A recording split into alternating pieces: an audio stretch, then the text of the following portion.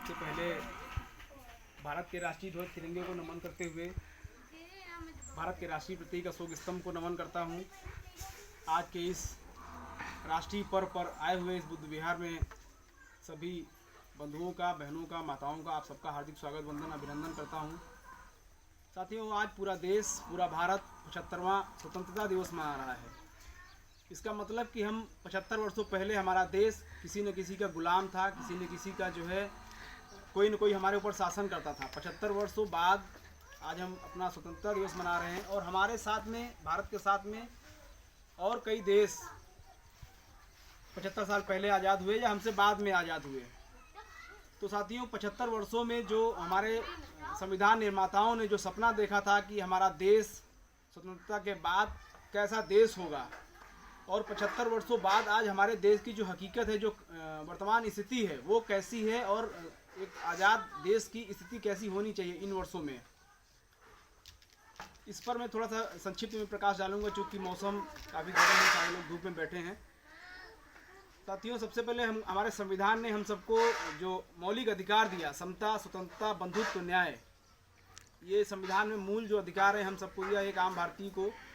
तो जो समता है, संविधान में की जरूरत नहीं थी दीवारों पे, लेकिन आज दीवारों पे आज भी लिखा जा रहा है। इसका मतलब कि आज भी हमारे यहाँ संविधान में व्यवस्था है, संविधान में प्रावधान है समता का, लेकिन वास्तव में समता जैसी कोई व्यवस्था है नहीं। अभी हम सबको समान अधिकार नहीं दे पाए हैं, सबको समान शिक्षा नहीं दे पाए हैं, इसलिए ही अभी भी लिखना पड़ता है दीवारों में, हमको स्लोगन लिखवाने पड़ते हैं कि बेटी बचाओ बेटी पढ़ाओ, क्योंकि समता की व्यवस्था अभी नहीं है।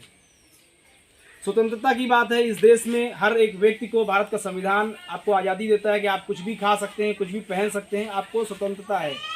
उसके बावजूद देश में एक ऐसा माहौल बनता है, यहाँ पर धर्म के नाम पे, जात के नाम पे, संप्रदाय के नाम पे आपको रहने, खाने, बोलने की पाबंदी, कई बार आपको ऐसा देखने को मिलता है। इस देश में बहुत सी घटनाएं ऐसी हो चुकी हैं। और जो बंधुत्व की बात है, तो आज भी इस देश में भाईचारा का अभाव कई बार देखने को मिलता है। भाईचारा की वजह से बहुत सारी समस्याएं इस देश में सामना करना पड़ता है लोगों को। और जो न्याय की बात है, तो न्याय के लिए लोग दसियों साल जो है गुजार देते हैं, उनको न्याय नहीं मिल पाता इस देश में 75 वर्षों बाद भी। तो समता, स्वतंत्रता, न्याय के लिए जो है इस देश में आज भी संघर्ष है, जबकि संविधान जैसे ही हमारा लागू हुआ था उसके बाद से अब तक सारी चीज़ें हो जानी चाहिए।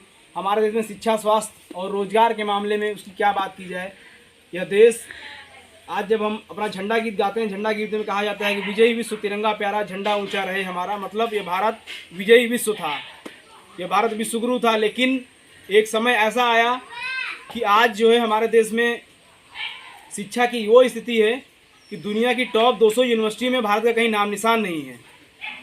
शिक्षा में 75 वर्षों बाद हम कहाँ पहुँच गए हैं। और हमसे बाद में जो देश स्वतंत्र हुए थे, जापान जैसा देश जो बिल्कुल छोटा सा है, जहाँ पर एक सुई बनाने के लिए लोहा भी उसके देश में नहीं निकलता है, जो आए दिन भूकंप से तबाह रहता है, वो छोटा सा जापान आज हमसे लाख गुना संपन्न है।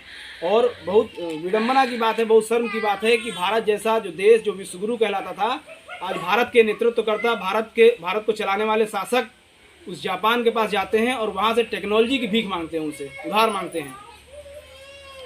तो साथियों, हम अगर विश्वगुरु हैं, अगर हम विश्व विजेता हैं, तो हम सबको विश्व विजेता वाले मार्ग पर चलना होगा। हम सबको फिर उसी तरह शिक्षा और स्वास्थ्य, रोजगार पर काम करना होगा। हमारे देश में स्वास्थ्य के लिए आप देखिए, सरकारी अस्पताल के बाहर लोगों के दम निकल जाती है और अंदर पर्चा बनने में, और अंदर व्यवस्थाएं नहीं हैं। कई बार एम्बुलेंस नहीं मिल पाती है, तो लोग डेड बॉडियों को कंधे पे लेके जाते हैं। तो शिक्षा, स्वास्थ्य की बहुत ही दयनीय स्थिति है। हमारा देश जिस हिसाब से जो संसाधन होने चाहिए वो नहीं है हमारे देश में। तो ज़्यादा कुछ न कहते हुए एक बार पुनः यहाँ पर आए हुए सभी लोगों को मैं स्वतंत्रता दिवस की बधाई देते हुए अपनी बात को समाप्त करता हूँ। आप सबने ध्यान रखना। धन्यवाद। जय भारत।